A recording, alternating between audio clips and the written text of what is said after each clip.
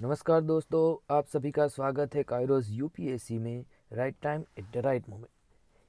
तो चलिए फ्रेंड्स, शुरुआत करते हैं। आज हम आरएएस 2025 की यानी कि राजस्थान एडमिनिस्ट्रेशन सर्विसेज की जो प्री एग्ज़ाम ली हुई थी 2 फरवरी 2025 को, आज हम उनको पीवाईक्यूज़ के तौर पे रिवाइज करने का थोड़ा सा प्रयत्न करते हैं। देखिए फ्रेंड्स, ये जो सारे क्वेश्चन है ये लाने का हमारा उद्देश्य यह है कि इनमें से अगर कोई एग्ज़ाम के पीवाईक्यूज आ जाते हैं तो आपको पता चलता है और यही सारे प्रश्न आने वाली एग्ज़ाम में भी आपको काम में आएंगे। ठीक है, तो चलिए ज़्यादा ना देखते हुए हम सबसे पहले शुरुआत करते हैं हमारे पहले पीवाईक्यूज की। देखिए, एक बात बता दूं कि थोड़ा सा टाइम की कमी के चलते हम हमारी चैनल पे थोड़ा ध्यान नहीं दे पा रहे हैं और इसी की वजह से हमने आप सभी के लिए यहाँ पे इंग्लिश में पीपीटी लाए हुए हैं। हालांकि हमारी जो लैंग्वेज रहेगी वो हिंदी में ही रहेगी। ठीक है, तो आप थोड़ा बहुत एडजस्ट कीजिएगा, हम आपसे इतनी उम्मीद रखते हैं। चलिए, सबसे पहला एमसीक्यू आपके सामने है। State information commissioner is appointed by the governor और the on the recommendation of a committee. देखिए क्या कहते हैं कि स्टेट इंफॉर्मेशन कमिश्नर जो होते हैं उनकी अपॉइंटमेंट गवर्नर करते हैं, लेकिन उनकी अपॉइंटमेंट करने के लिए एक कमिटी रेकमेंड करती है। तो आपको बताना है कि who of the following is not a member of this committee, मतलब कि इस कमिटी के कौन मेंबर नहीं है। तो देखिए, the leader of opposition in legislative assembly, ये बिल्कुल होते हैं। A cabinet minister to be nominated by the chief minister, ये भी होते हैं। Chief justice of high court, जी हाँ, यह नहीं होते। ठीक है, और द चीफ मिनिस्टर खुद, जी हाँ, गब्बर खुद हाजिर होता है। तो इसका मतलब ये हुआ कि हमारा सीएम की पार्टी का कोई भी एक मिनिस्टर और एक होगा हमारा ओपोजिशन का लीडर। ठीक है, तो ये तीनों लोग मिला के हमारे एक कमिटी बनती है और यही कमिटी स्टेट इंफॉर्मेशन कमिश्नर की नियुक्ति करती है। ठीक है, नियुक्ति करती है इसका मतलब रेकमेंड करती है और उनकी रेकमेंडेशन के बेस पे फाइनल जो अपॉइंटमेंट होती है वो गवर्नर करते हैं। तो यहाँ पे हमारा आंसर क्या आ जाएगा? ऑप्शन तीसरा आ जाएगा। ठीक है, चलिए देखिए फ्रेंड्स, आप सभी को पता है वी आर कायरोस। आप हमें यूट्यूब पे यहाँ पे फॉलो कर सकते हैं, टेलीग्राम में हमारे साथ जुड़ सकते हैं और अगर कोई इंक्वायरी हो तो आप हमसे ईमेल भी करके हमारी सहायता मांग सकते हैं। ठीक है, चलिए चलते हैं अगले क्वेश्चन की ओर। Which of the following statement is related to the benefit of the input tax credit mechanism of GST. देखिए, जीएसटी का जो आईटीसी क्रेडिट है वो आईटीसी क्रेडिट के बारे में उन्होंने डीपली इम्प्लीमेंटेशन वाला एमसीक्यू पूछ लिया है। ठीक है, देखिए, this avoid tax on production, this provide tax relief to startup, there is no need to keep record for producers, this avoid double taxation. अगर आप में से किसी ने भी थोड़ा बहुत भी जीएसटी के बारे में डिटेल से पढ़ा है तो आपको पता होगा कि यह क्या करता है, डबल टैक्सेशन को अवॉइड करता है। ठीक है, देखिए फ्रेंड्स, हम अभी चल रहे हैं थोड़ा स्पीड वाले मोड में। अगर आपको स्पीड ज़्यादा लग रही है तो आप अपने YouTube में सेटिंग करके थोड़ा सा स्पीड कम भी कर सकते हो। ठीक है, लेकिन हमारा यहाँ पे उद्देश्य जो है वो आपके सामने पीवाईक्यूज लाना है, ना कि आपको अभी डिटेल में स्टडी करवाना है। ठीक है, डिटेल में आपने स्टडी किया हुआ ही है लेकिन एमसीक्यू की प्रैक्टिस नहीं कर पा रहे हो, इसीलिए हम यह वीडियो लेके आए हैं। ठीक है, चलिए चलते हैं अगला एमसीक्यू की ओर। Consider the following statement regarding 238 National Games 2025 and choose the correct option। देखिए क्या बता रहे हैं कि जो 38वां नेशनल गेम्स 2025 में होने वाला है उनके रिगार्डिंग दो स्टेटमेंट दिए हैं। पहला statement, it will be hosted by Uttarakhand, क्या यह सही है? जी हाँ, बिल्कुल, ये कहाँ पे होस्टेड होगा? उत्तराखंड में होगा। Second, the national games will feature 28 sporting discipline and 4 demonstration event. देखिए, अब यहाँ पे ना थोड़ा बहुत डाउट है क्योंकि कई सारी वेबसाइट पे कितना बता रहे हैं, 32 बता रहे हैं। ठीक है, अगर 32 बता रहे हैं इसका मतलब 28+4 भी हो सकता है। ठीक है, तो यहाँ पे क्या दिक्कत है? देखिए, अभी तक राजस्थान एडमिनिस्ट्रेशन सर्विस ने इसकी पीवाईक्यूज की आंसर की नहीं दिया हुआ है। जब तक ये वीडियो रिकॉर्ड हो रहा है तभी उन्होंने नहीं दिया हुआ है। तो यहाँ पे हम गिन के चल रहे हैं कि स्पोर्टिंग डिसिप्लिन में हम 32 गिनेंगे, तो यहाँ पे 28 लिखा है तो हमारा बी स्टेटमेंट रॉन्ग हो जाएगा। और अगर आप 28 + 4 गिनोगे तो ये 32 सही हो जाएगा। तो आप अपने हिसाब से उसका आंसर टिक कर सकते हो। ठीक है, चलिए चलते हैं अगले एमसीक्यू की ओर।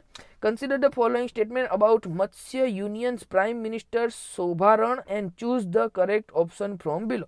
देखिए क्या पूछा है कि he left his legal profession during the non cooperation movement. दूसरा, ही वॉज द मेंबर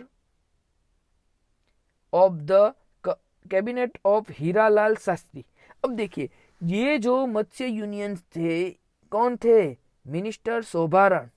ठीक है, ये जो थे ये लीगल प्रोफेशन छोड़ दिया था जब हमारा एनसीएम चल रहा था, नॉन कोऑपरेशन मूवमेंट चल रहा था। लेकिन ये जो दूसरा स्टेटमेंट हमारे सामने दिया हुआ है ये काफी डीप पूछा हुआ है। देखिए सबसे पहला तो ये मिनिस्टर शोभाराम कितना ज्यादा पर्सनालिटी न्यूज में नहीं दिखते हैं, फिर भी आपको पता होना चाहिए कि ऐसे छुपे हुए हमारे जो भी स्वतंत्र सेनानी थे उनके बारे में यूपीएससी या फिर कोई भी स्टेट पीसीएस पूछते रहते हैं। ठीक है, दूसरा चीज, हीरालाल शास्त्री जो थे उन्होंने एक कैबिनेट बनाई हुई थी, उनके साथ मिलके शोभारण काम करते थे लेकिन उनके मेंबर नहीं थे, उनके कैबिनेट के मेंबर नहीं थे। ठीक है, तो यहाँ पे हमारा ए सही है और बी गलत हुआ। तो क्या आंसर आ जाएगा? आंसर आ जाएगा ऑप्शन 4।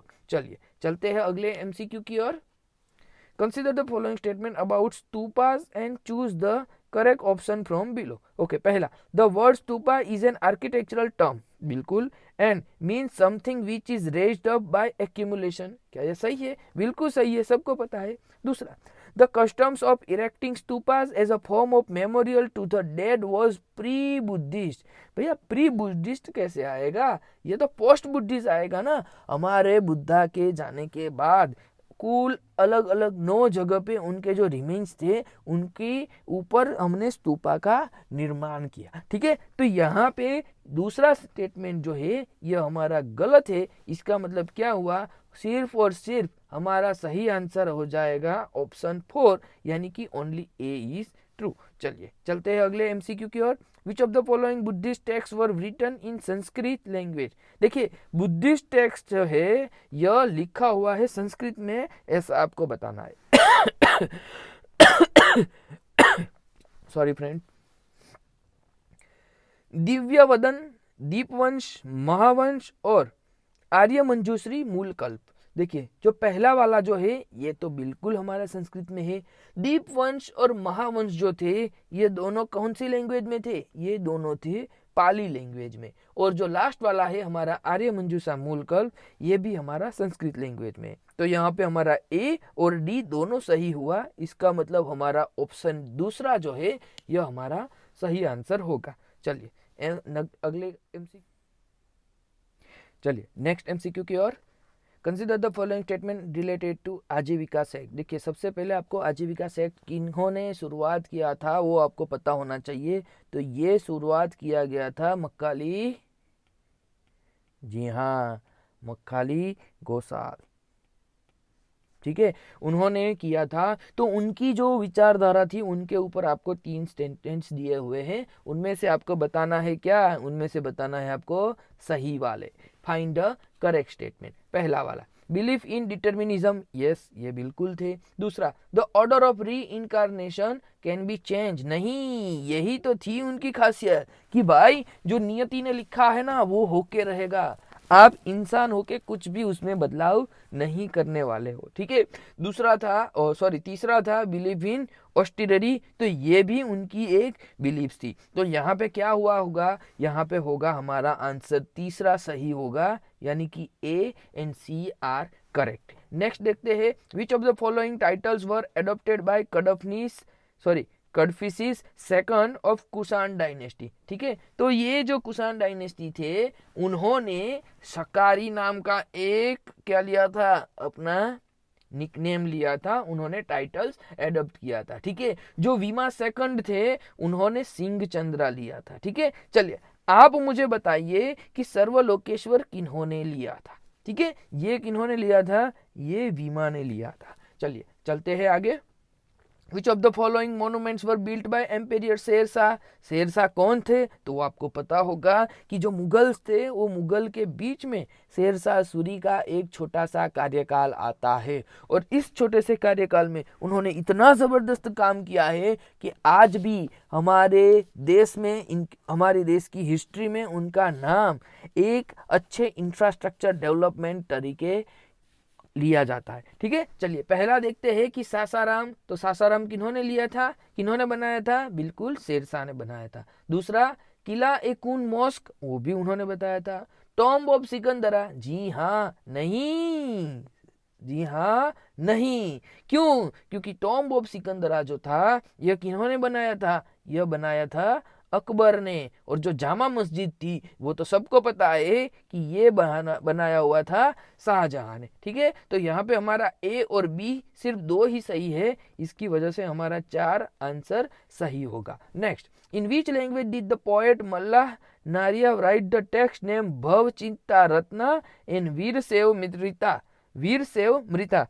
माफ कीजिएगा अगर मैं इनका प्रोनाउंसिएशन गलत तरीके से कर रहा हूँ, ठीक है, लेकिन ये जो थे ये किया गया था कृष्णदेव राय जी की कोर्ट में। कौन सी लैंग्वेज में? तमिल, तेलुगु, संस्कृत या कन्नड़? तो सही आंसर आएगा इसका ऑप्शन तीसरा, कन्नड़ में उन्होंने किया था। चलिए देखते हैं आगे। वो painted the famous image of Bharat Mata to visually associate the identity of India as a nation. तो सबको पता है कि अवनींद्रनाथ टैगोर ने किया गया था। ठीक है, बंकिम चंद्र भी नहीं थे, रविंद्रनाथ टैगोर ने भी नहीं किया था और ज्ञानेंद्र नाथ ने भी नहीं किया था। किन्होंने किया था? अवनींद्रनाथ टैगोर ने किया था। ठीक है, तो ऑप्शन पहला हमारा सही होगा। विच of the following statement is not correct regarding भक्ति मोमेंट। चलिए भक्ति मोमेंट के रिगार्डिंग कौन सा सही है और कौन सा गलत है, ये आपको सबसे पहले मार्क करना है। पहला, Nimbarka propounded the philosophy of Dvaita का फिलोसॉफी उन्होंने दिया था, बिल्कुल सही है। माधवाचार्य प्रोपाउंडेड निर्गुण भक्ति सिद्धांत इंस्टेड ऑफ सगुण भक्ति। नहीं, ये आपने क्या कर दिया? 100% उल्टा सेंटेंस कर दिया। ठीक है, यही सेंटेंस आपका कैसा था? वाइस वर्सा था। ठीक है, तो यह हमारा आंसर हो जाएगा दूसरा, क्योंकि ये क्या पूछा है? नॉट करेक्ट पूछा है। तीसरा सेंटेंस देख लेते हैं। रामानंदा एडवोकेटेड राम भक्ति, बिल्कुल। एंड वल्लभाचार्य एस्टैब्लिश पुष्टि मार्ग, यस पुष्टि मार्ग उन्होंने किया था। तो उन्हीं की वजह से आपको पता होगा कि एक हवेली करके टेम्पल स्टाइल भी आती है। ठीक है, चलिए next. Who among the following was appointed as the chairman of Secondary Education Commission by Government of India in 1952? देखिए एजुकेशन और 1950s का ज़माना आएगा तो 80% लोग एस राधाकृष्णन का नाम डाल के आ जाएंगे। बाद में एग्ज़ाम सेंटर हॉल के बाहर निकल के ही सोचेंगे कि भाई एग्ज़ाम पेपर बहुत ईजी था। ठीक है, लेकिन ये इजी नहीं था, क्योंकि यहाँ पे सही आंसर 4 नहीं, सही आंसर 3 आएगा, लक्ष्मण स्वामी मुदालिया। देखिए मैं आपको एक और चीज़ बता दूं कि इनको ALM या फिर AL मुदालिया तरीके भी उनके नाम से भी जाने जाते थे। ठीक है, क्या नाम था? AL मुदालिया। चलिए चलते हैं आगे। Read the following statement related to liberal phase of Indian national movement. 1885 से लेके 1905 तक के बीच में जो हुआ था उसके बारे में आपको बताना है। Supported the rich democratic and scientific culture of modern Europe, बिल्कुल किया गया था। Strongly criticise the economic aspects of British imperialism, बिल्कुल, तभी तो हमारी वेल्थ ऑफ ड्रेन्स थियरी आई थी। किन्होंने दिया था? हमारे दादा भाई नौरोजी ने दिया था। ठीक है, चलिए तो यहाँ पे दोनों सेंटेंस सही है। Next, which is not an area of Mediterranean type of agriculture. चलिए मेडिटेरियन टाइप ऑफ एग्रीकल्चर का जियोलॉजी का MCQ आपके सामने पूछा हुआ है। Central Chile, northern Australia, southern part of South Africa या फिर कैलिफोर्निया। तो क्या आएगा? नॉर्दर्न पार्ट ऑफ ऑस्ट्रेलिया जो है यह मेडिटेरियन टाइप्स नहीं आएगा। तो फिर यह किसके टाइप आएगा ये आपको बताना है। ठीक है, चलिए यहाँ पे क्या दिया है? यहाँ पे दिया गया है डेजर्ट और उस डेजर्ट का लोकेशन। देखिए राजस्थान की पब्लिक सर्विस कमीशन भी अगर ऐसे इंटरनेशनल जियोग्राफी के रिलेटेड हमें MCQ पूछ सकती है तो यूपीएससी तो भाई बाप है सबका, वो तो पूछ ही सकने वाली है। ठीक है, चलिए सबसे पहले देखते हैं कि गोबी जो है वो कहाँ पे आया हुआ है। गोबी आया है एशिया में। ठीक है, तो यहाँ पे हमें क्या करना है, गोबी का दूसरे के साथ कनेक्शन ढूंढना है। चलिए यहाँ पे ए है और ए के नीचे सिर्फ एक ही है जो हमारा क्या है, दूसरा है, एक नहीं दो है। चलिए तो आंसर हमारा या तो 2 होगा या तो 4 होगा। ठीक है, चलिए दूसरा देखते हैं पेटागोनिया। तो पेटागोनिया कहाँ पे आया है, सबको पता है भाई, पेटागोनिया आया है साउथ अफ्रीका में। ठीक है, तो यहाँ पे हमारा बी में तीसरा होना चाहिए।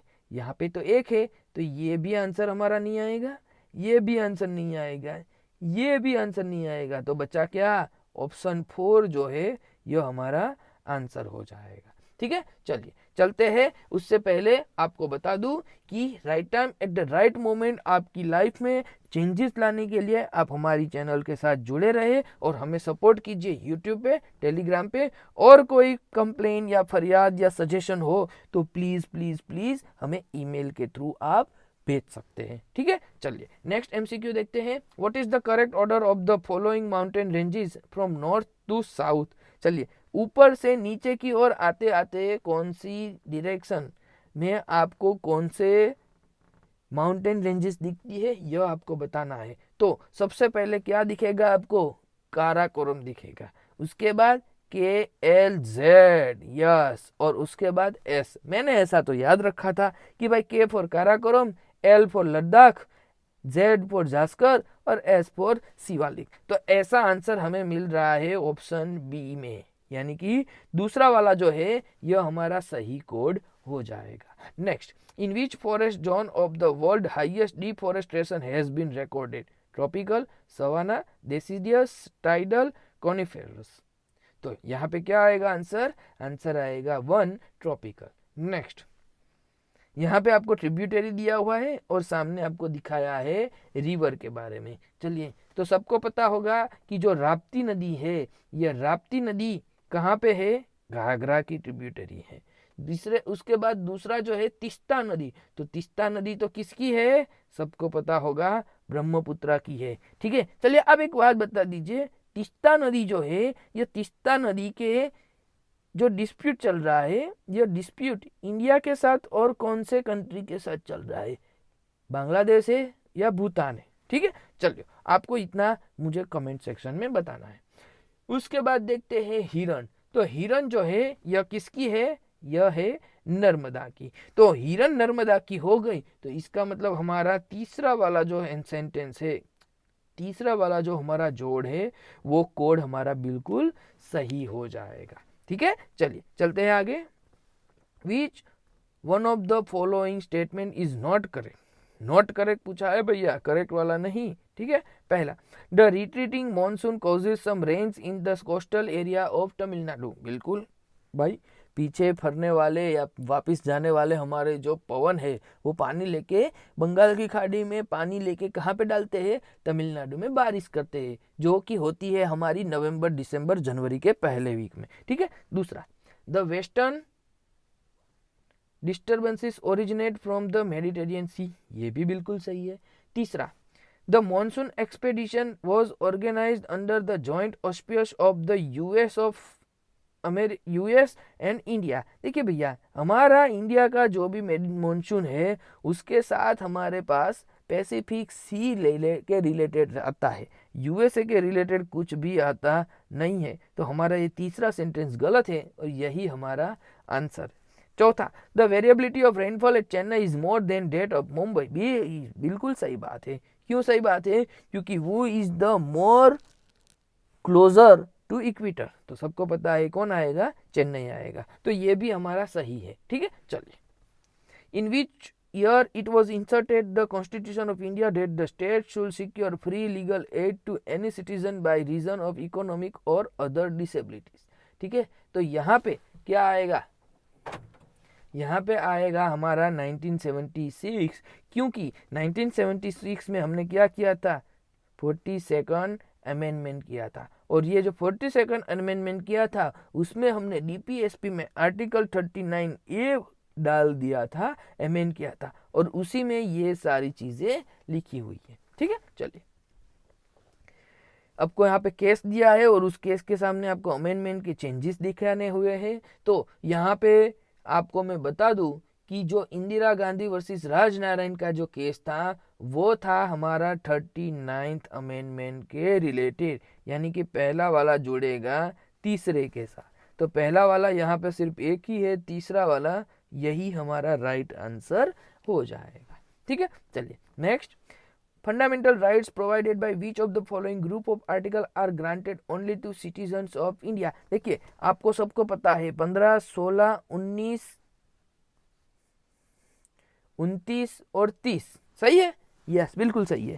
तो ये जो सारी चीजें हैं, ये सारी चीजें किनको दिया हुआ है? ये सारी चीजें दिया हुआ है हमारे भारतीय लोगों के लिए, ना कि कोई विदेशी लोगों को। ठीक है, तो यहाँ पे 15, 16, 19, 29 और 30 ऐसा जोड़ आपको कौन से जगह पे मिल रहा है? तो ऐसा जोड़ मिल रहा है सिर्फ तीसरे में, आर्टिकल 15, 16, 29 और 30। तो तीसरा हमारा सही आंसर हो जाएगा।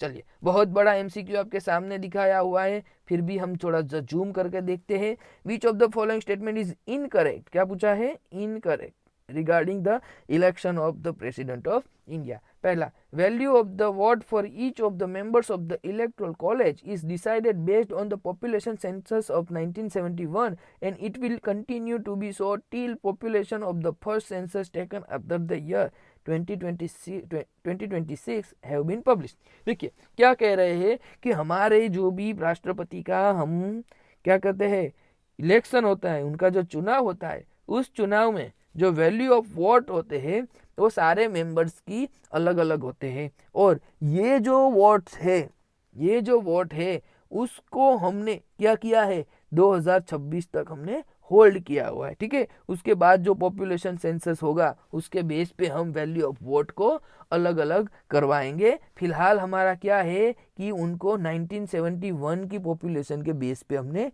तय किया हुआ है। तो ये सेंटेंस कैसा है? बिल्कुल सही है।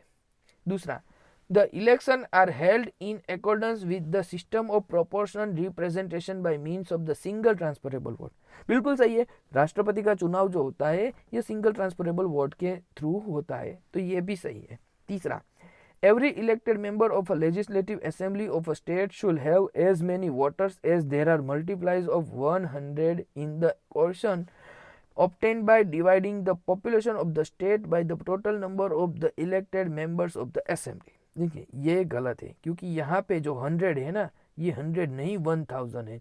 किसी भी एमएलए का वोट का वैल्यू अगर आपको देखना है तो आपको क्या करना होगा? आपको लिखना होगा उस स्टेट की पॉपुलेशन कौन से साल की आएगी, यहाँ पे 1971 की, और उसके नीचे डालना है आपको उस स्टेट की विधानसभा जो है, जो स्टेट लेजिस्लेचर असेंबली जो है, उनके नंबर ऑफ एमएलए की। ठीक है, और इतना नहीं, इतना आने के बाद आपको क्या करना है? उसको डिवाइड बाय 1000 करना है। ठीक है, तो ये जो आएगा ये आएगा किसी भी पर्टिकुलर स्टेट के एमएलए का vote value for presidential election. ठीक है, चलिए तो यहाँ पे तीसरा सेंटेंस जो है ये गलत है और यही हमारा आंसर है। चौथा, the president of India is elected by the members of the electoral college consist of the elected members of the both houses of parliament and elected members of the legislative assemblies of the states and UT with legislative assembly। देखिए जो college consist होता है, electoral college जो बनाते हैं, यह electoral college के अंदर हमारे पार्लियामेंट के वहाँ पे जो भी इलेक्टेड मेंबर है, जो भी इलेक्टेड हमारे सांसद है वो आते हैं, और साथ ही साथ में जो हमारी स्टेट लेजिस्लेचर है, ठीक है, विधानसभा जो होती है, विधान परिषद नहीं, हाँ मित्रों, विधान सभा जो है वो विधानसभा से हमारे चुने हुए प्रतिनिधि आते हैं। तो यहाँ पे चौथा भी सही है, तीसरा गलत है, यही इसी वजह से हमारा तीसरा आंसर सही हो जाएगा। ठीक है, सेंटेंस गलत है लेकिन आंसर तीसरा सही है। चलिए चलते हैं next. Identify the correct statement regarding the election commission of India. The concept of multi-member commission has been in corporation since 1995 with decision making power by majority vote।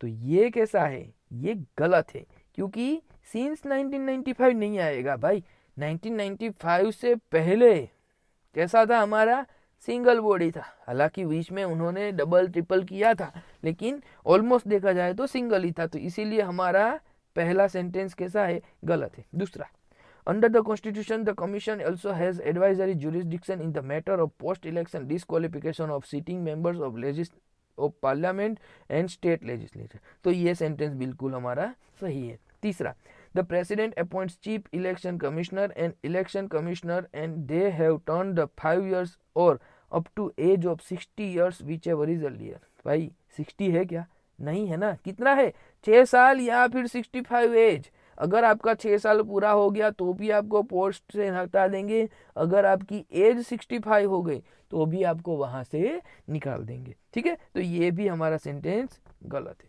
तीसरा गलत है। चौथा देखते हैं, election commission of India is a permanent constitutional body and it was established in accordance with the constitution on 25 जनवरी 1952। देखिए 1952 की वजह से ये सेंटेंस हो गया गलत। सिर्फ और सिर्फ एक डिजिट की वजह से हमें इस सेंटेंस को गलत करना पड़ा, क्योंकि ये कब हुआ था, 1950 में हुआ था।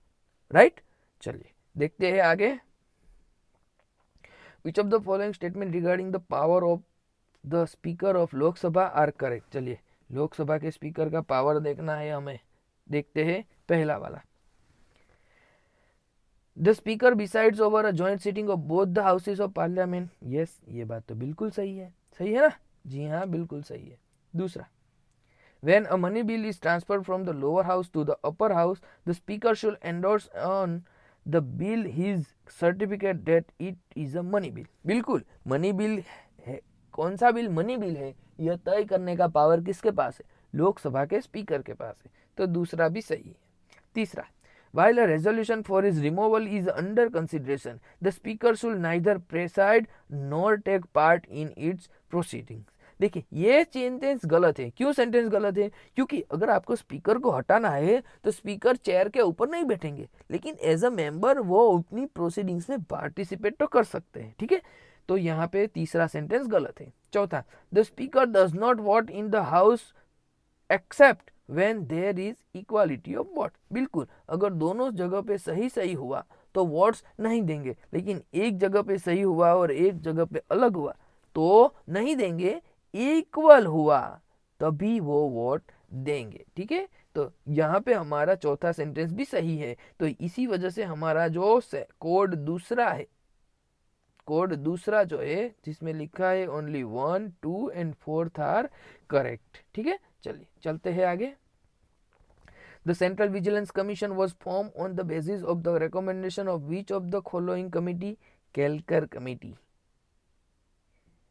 स्वर्ण सिंह कमेटी, बख्शी तेज चंद कमेटी या फिर संथानम कमेटी। तो सबको पता है सीवीसी का जो एस्टेब्लिशमेंट हुआ था वो हुआ था संथानम कमेटी के through. Next, which of the following is a matter on which the Finance Commission notified by the Ministry of Finance on 31st December 2023 should not make its recommendation। देखिए क्या है जो मिनिस्ट्री ऑफ फाइनेंस ने 31 दिसंबर 2023 को दिया था, उसमें से हमारा रिकमेंडेशन नहीं है। ठीक है, चलिए the principal which should govern the grants in aid of the revenue of the state out of the consolidation fund of India। बिल्कुल ये तो दिया था। The measures needed to augment the consolidation fund of a state to supplement the resources of panchayat and municipalities। ये थोड़ा doubtful है, चलिए इसको होल्ड करते हैं। तीसरा, review the present arrangement of the finance climate management initiative, ये भी दिया था, ये भी दिया था। चौथा, the distribution between the Union and the states of the net proceed of taxes which are to be और may be divided between them under chapter 1 part 12 of the Constitution. तो ये क्या था, ये भी दिया था, लेकिन जो दूसरा वाला है यही नहीं दिया था। हमें क्या पूछा है, shall not make it's recommendation. ठीक है, तो इसकी वजह से दूसरा सेंटेंस हमारा सही आंसर हो जाएगा। Next, consider the following statements and identify the correct answer from below. चलिए क्या पूछा है, the Congress von 145 Lok Sabha seat in 2004 election. अरे बाप रे, भैया आप 2025 में एमसीक्यू पूछ रहे हो और आपको जानना है कि 2004 में बीजेपी को कितनी सीटें मिली थी, सॉरी 2004 में कांग्रेस को कितनी सीटें मिली थी। इतना बच्चों से पढ़ाई करवा के क्या है मतलब, आप क्या जानना क्या चाहते हो यार, समझ रहे हो। 2024 में इलेक्शन हुआ था तो उसके बारे में पूछ लेते, 2019 के बारे में नहीं पूछा, 2000 आपने 14 के बारे में नहीं पूछा, 2009 के बारे में नहीं पूछा, लेकिन आपने पूछा कहाँ पे, 2004 के बारे में। मतलब पेपर सेटर से मैं पूछना चाहूंगा कि सर जी आप करना क्या चाहते हो, बच्चों कौन सी पढ़ाई करे। 2004 में वो भी कांग्रेस को कितना मिला, बीजेपी को कितना मिला, सीपीआई को कितना मिला, वाह रे किस्मत वाह। चलिए कोई बात नहीं, हमें तो अपना सॉल्यूशन लाना है। तो देखते हैं कि कांग्रेस को 145 सीट मिला था, बिल्कुल सही बात है। बीजेपी को कितना मिला था, 133 मिला था शायद, सर जी इतना याद है मुझे थोड़ा बहुत कि 130 के आसपास मिला था। भैया 130 के आसपास से यहाँ पे काम नहीं चलेगा, आपको एग्जैक्टली पता होना चाहिए था कि 2004 में लोकसभा में बीजेपी को 138 सीट मिला था।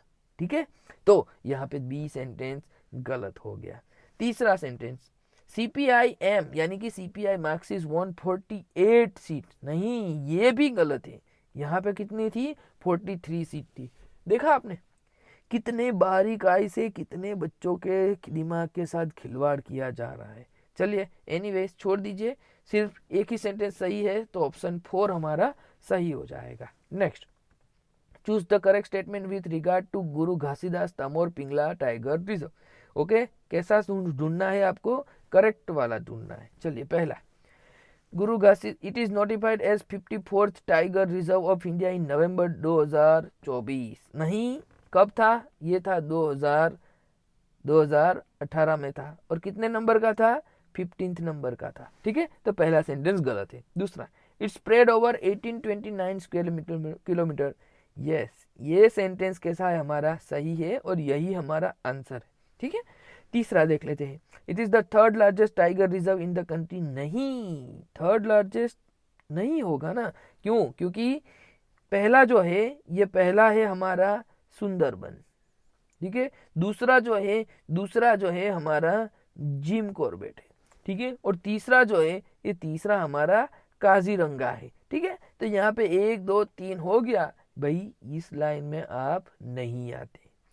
चौथा sentence, it is situated in Madhya Pradesh. ये भी गलत है, कहाँ पे है, ये आया है हमारा छत्तीसगढ़ में। ठीक है, तो यहाँ पे दूसरा सेंटेंस जो है ये हमारा सही आंसर हो जाएगा। चलिए थोड़ा करंट अफेयर्स के ऊपर से उन्होंने जो पूछा था उसको भी देख लेते हैं। Recently Yamandu Orsi has been elected as a president of which country. भाई यमांडू ओरसी कौन सी कंट्री के प्रेसिडेंट बने हैं, तो सही जवाब आएगा उरुग्वे में। ठीक है, next, Recently, Government of India has approved inclusion of some of the language in the list of classical language। भाई क्लासिकल लैंग्वेज में अभी जो नया बदलाव आया है उसके बाद टोटल कितनी लैंग्वेज हो गई है, तो भैया जवाब आएगा ऑप्शन 3, 11। कैसे 11 हो जाएगा, देखिए सबसे पहले संस्कृत तो 3, संस्कृत के बाद तमिल भी थी, तमिल के बाद तेलुगु भी थी, उसके बाद कन्नड़ भी था, मलयालम भी था और ओडिया भी था। कितना हुआ, 1 2 3 4 5 6 हो गया। और नए 5 को अभी क्या हुआ है, स्टेटस दिया है। उनमें से आएगा आपका आसामी, मराठी, उसके बाद देखने जाए तो बंगाली, उसके बाद देखने जाए तो पाली और प्राकृत। ठीक है, तो 1 2 3 4 5 और ये 6, तो 6 + 5 = हो गया हमारे 11। Next, submarine cable resilience summit in February 2025 will be held at. भैया सबमरीन केबल रेजिलियंस कौन याद रखता है, क्या पता करंट अफेयर्स के नाम पे क्या क्या करवाते। चलिए कोई बात नहीं, लेकिन आपको मैं बता दूं कि ये होने वाला है फरवरी में अबुजा में, और अबुजा कहाँ पे आया है, नाइजेरिया में। ठीक है, चलिए next, Ganga India's first clone cow born in March 2023 belongs to which breed. देखो 2025 की फरवरी में एग्जाम हो रहा है और करंट अफेयर्स पूछ रहे हैं 2023 से, ठीक है। चलिए, लेकिन आपको पता होना चाहिए कि जो गंगा जो है ये गिर ब्रीड थी, ठीक है। Next, which sustainable development goal under 17 global goal given by UN specifically focus on life on land. भैया लाइफ ऑन लैंड के बारे में किन्होंने किया था? तो लाइफ ऑन लैंड के बारे में कौन सा नंबर का एसडीजी है? जी हाँ, हमारा एसडीजी 15 नंबर का है, ठीक है। चलिए, दूसरा एमसीक्यू आपके सामने है। Red list of IUCN is known as live thermometer, hydrometer of earth, barometer of life और मिरर ऑफ लाइफ। तो भैया जो आईयूसीएन है वो हमारे अर्थ पे, हमारे एनिमल के दिखा ऊपर होने वाला प्रेशर दिखा रहा है, इसकी मतलब हो गया बैरोमीटर ऑफ लाइफ, ठीक है। चलिए चलते हैं आगे। क्वाशिरकोर, a form of malnutrition is caused by deficiency which of the following? Protein, chromium, carbohydrates और सेलेनियम। तो सही जवाब आएगा प्रोटीन की वजह से होता है। Next, India first nano cellulose plant developed by ICAR और CIRCOT Mumbai is related to jute, rice, cotton और बांबू। तो ये सही जवाब आएगा ऑप्शन दूसरा, बांबू, ठीक है।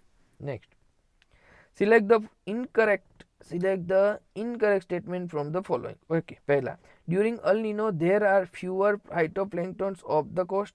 दूसरा, during La Nina trade winds are stronger than usual. तीसरा, El Nino and La Nina are the climate partner. And चौथा, El Nino and La Nina are a kind of storm. तो देखिए, ये दोनों सेंटेंस देख के आपको पता चल जाएगा कि आंसर दो में से एक ही होगा। तो कौन सा है आंसर? आंसर है हमारा ऑप्शन 4। कौन सा आएगा? ऑप्शन 4 आएगा, क्योंकि ये जो स्टॉर्म है ये स्टॉर्म नहीं है, ठीक है। Option 4 is the right answer because it is incorrect. Next, according to central pollution control board the air quality index, उसमें आपकी रेंज दिखाया हुआ है 101 से 200 के बीच में। तो यह क्या कहलाएगा? यह कहलाएगा पुअर, ठीक है। Next, select the incorrect set. Incorrect set आपको ढूंढना है। देखिए, पहला, क्यूलेक्स, लिम्फेटिक, फिलारासिस एंड पैरासाइट। तो ये कैसा है? ये है बिल्कुल सही। दूसरा, एनाफिलिस, मलेरिया और पैरासाइट, सबको पता है, ये भी है सही। एडिस डेंगू वायरस से होता है, ये भी सही है। एडिस चिकनगुनिया बैक्टीरिया, नहीं भैया, ये बैक्टीरिया जो है ना यहाँ पे गलत है। यहाँ पे क्या आना चाहिए? यहाँ पे आना चाहिए वायरस आना चाहिए। तो 4 नंबर हमारा सही सेंटेंस है। Next, which of the following is a micro mineral found in human body, fluids और टिश्यूज। देखिए, क्या क्या हमारे शरीर में माइक्रो मिनरल है यह हमें बताना है। पहला, सल्फर। तो सल्फर तो क्या है? सल्फर तो है हमारा भैया एमिनो एसिड है, एमिनो एसिड है। आयोडाइन क्या है? तो बिल्कुल आयोडाइन जो है यह हमारा माइक्रो मिनरल है, ठीक है। तीसरा, मैग्नीशियम। मैग्नीशियम क्या है हमारा? मैग्नीशियम है हमारा मैक्रोन्यूट्रिएंट। और फास्फोरस क्या है? फास्फोरस भी है हमारा मैक्रोन्यूट्रिएंट, ठीक है। तो दूसरा वाला सेंटेंस हमारा सही हो जाएगा। तीसरा, उसके बाद वाला प्रश्न, which of the following artificial sweeteners have the highest sweetness values of comparison to sucrose? Sucrose के अलावा क्या जो हाईएस्ट हमें देता है? तो क्या आएगा? ऑप्शन 4, एस्पार्टेम, ठीक है। Next, among the following layers identify one which is used for wireless connection in IoT device। देख रहे हो किस तरीके से आपको साइंस एंड टेक्नोलॉजी में कम्युनिकेशन के सेंटेंसेस पूछे जाते हैं। Perception layer, network layer, transport layer, application layer. तो यह आएगा हमारा कौन सा वाला? नेटवर्क लेयर आएगा। Next, regarding artificial intelligence AI identify the correct statement using the codes given below. पहला, machine learning is a subset of AI। सही है क्या? बिल्कुल सही है। दूसरा, supervise learning involves training a computer system without label input product data. Without नहीं भाई, विथ आएगा, ठीक है। तो बी जो सेंटेंस है यह हमारा गलत है। तीसरा, machines learn through trial and error receiving reward during reinforcement learning. तो यह कैसा सेंटेंस है? यह सही सेंटेंस है और इसकी मदद से हमारा only 1 and C is correct sentence, correct code हो जाएगा। चलिए चलते हैं आगे। The fourth generation biofuels are obtain from genetically modified. देखिए, पहला जनरेशन, दूसरा जनरेशन, तीसरा और चौथा। ठीक है, तो यहाँ पे जो चौथा जनरेशन है, यह किनकी मदद से हम बायोफ्यूल्स बनाएंगे? जेनेटिकली मॉडिफाइड करते। तो पहला है स्टार्च यील्डिंग क्रॉप्स, दूसरा है लिग्नोसेल्युलोज यील्डिंग क्रॉप्स, एल्गी और आर्किबैक्टीरिया। तो यहाँ पे सही आंसर आएगा हमारा ऑप्शन दूसरा। चलते आगे। What is the name of the main portable air defense system developed by DRDO to neutralize aerial threat? QRSAM, Warshod, VRSARM और आकाश। तो सही आंसर आएगा हमारा पहला वाला QRSAM। अब आप पूछोगे कि सर QRSAM का क्या मतलब होगा? तो उसका मतलब होगा quick reaction surface to air missile, surface to air missile. चलिए चलते हैं आगे। Which of the following are unit of the pressure? भैया प्रेशर का यूनिट क्या है? बार, पार्ट और या एटम या फिर सारे? तो क्या आएगा जवाब? बिल्कुल जवाब आएगा हमारा ऑप्शन डी, सारे आ जाएंगे। बिकॉज पी जो है, ये पी कैसे लिखा जाएगा? 1/1 न्यूटन पर मीटर स्क्वायर। ठीक है, ये हमारा पीए से जुड़ा हुआ है। उसके बाद आता है हमारा बार, तो बार को हम लिखते हैं 10⁵ पीए।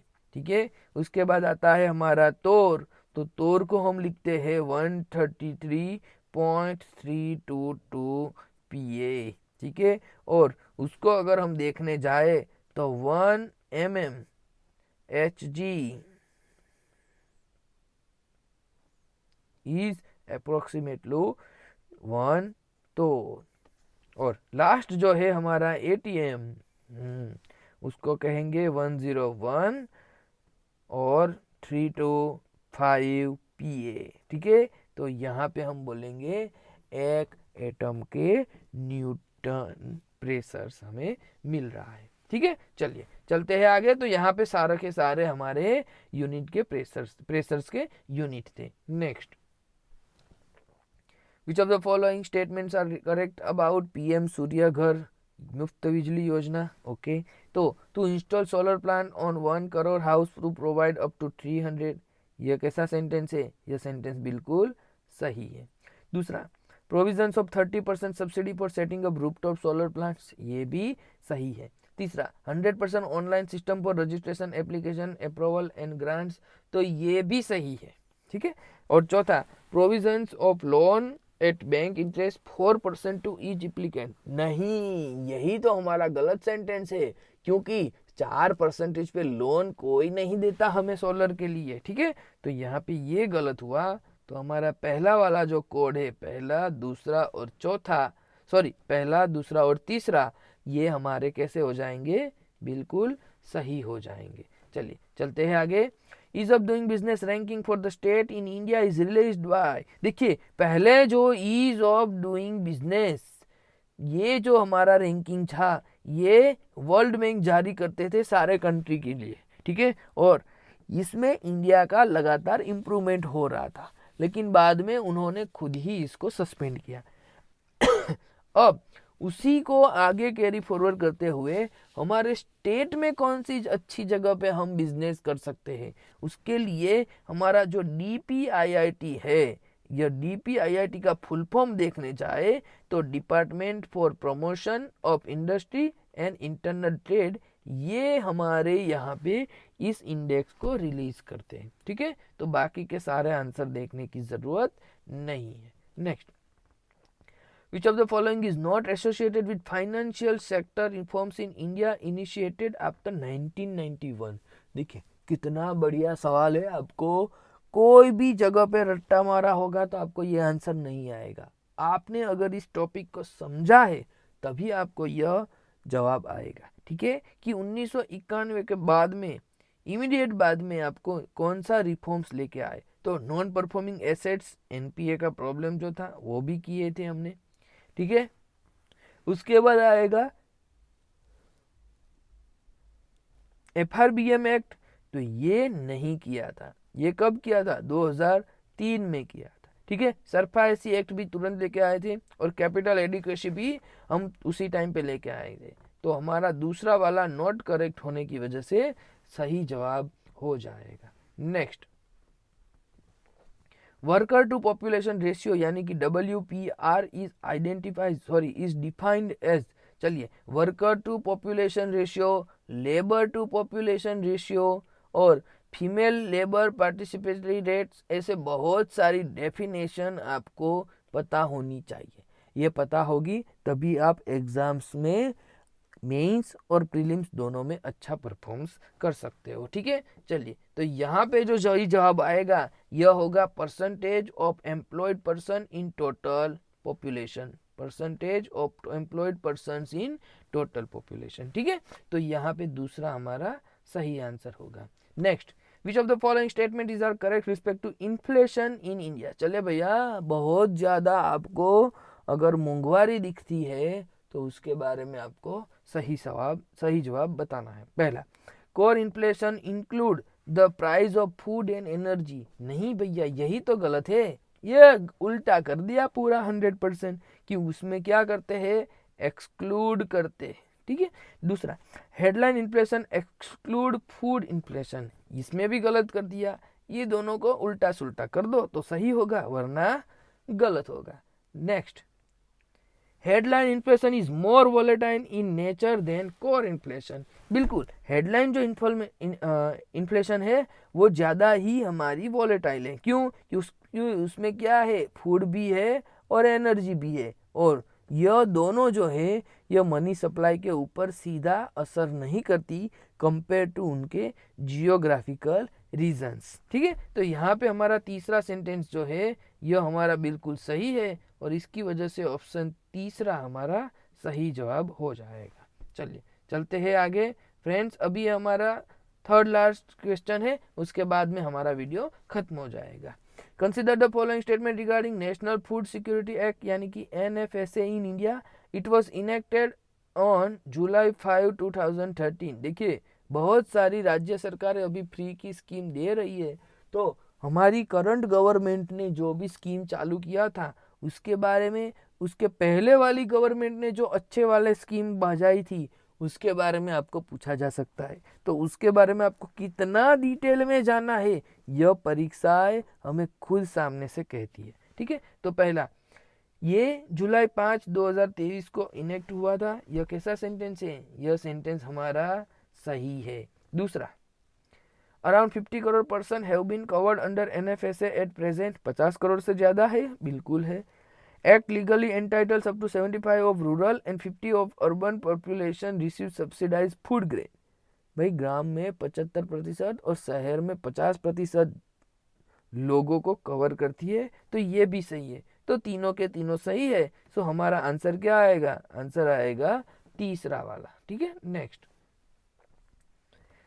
यहाँ पे दो लिस्ट दिया है, आपको बताना है कि which stood first in the production of the house. ठीक है, चलिए, यहाँ पे ग्राउंड नट के कहाँ पे आएगा? ग्राउंड नट आएगा गुजरात में। सबसे ज्यादा उसका प्रोडक्शन कहाँ होता है? गुजरात में होता है। ठीक है, तो हमें सी में 4 ढूंढना है और सी में 4 ढूंढते ढूंढते आपको मिल जाएगा कोड दूसरा, जो कि हमारा सही आंसर है। ठीक है, चलिए आगे आप लोग देख सकते हो कि भाई ऐसा भी पूछा जा सकता है। और आज का लास्ट का सवाल जो है वो इतना ज्यादा बढ़िया है कि आपको ऐसा लगेगा कि ये बहुत ही बढ़िया सवाल है। क्या है? The aim of citizens charter is not. भैया, सिटीजन चार्टर का एम क्या नहीं है? पहला, सिटीजन्स फ्रेंडली गवर्नेंस, ये तो बिल्कुल है। दूसरा, अकाउंटेबल गवर्नमेंट, ये भी है। भाई, हम सिटीजन चार्टर क्यों लाते हैं? इसीलिए तो लाते हैं कि हमारी सरकारें अकाउंटेबल हो। तीसरा, to create effective hearing system of public demand, ये भी सही है। चौथा, quality and time frame service delivery. चलिए अब इनमें से आपको बताना है कि कौन सा वाला जो है यह हमारे सिटीजन चार्टर का एम नहीं है। ठीक है, सारे तो पहली नजर में दिखने से हमें कैसा लगता है, बढ़िया लगते हैं। ठीक है, लेकिन जो सिटीजन चार्टर का एम जो है, ठीक है, यह